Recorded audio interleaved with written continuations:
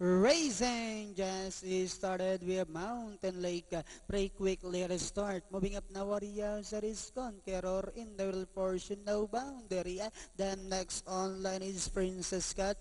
Then on the inside is Stay at Home Mama. Moving up, Warriors outside New Dawn. Mutya ng Pasig. Salvatore comes next. Then next online is Star Quality.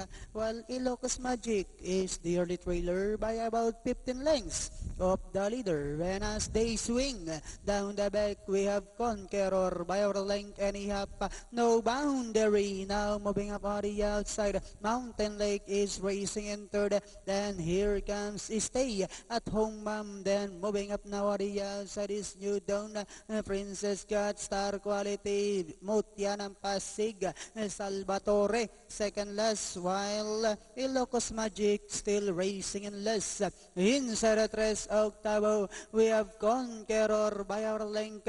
Moving up now on the outside is No Boundary. 6 lengths further back in third, Stay at Home Ma'am. And New Dawn moving up on the outside, Star Quality, Mountain Lake, Mutya ng Pasig, Salvatore, Princess Cat. And a long way back to entry number 3, Ilocos Magic as they swing for home. We have No Boundary by our length and a half.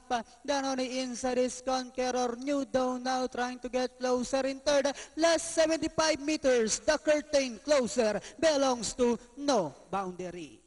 Second is New Dawn, Conqueror, Mountain Lake, Stay at Home, Mutya ng Pasig, Star Quality.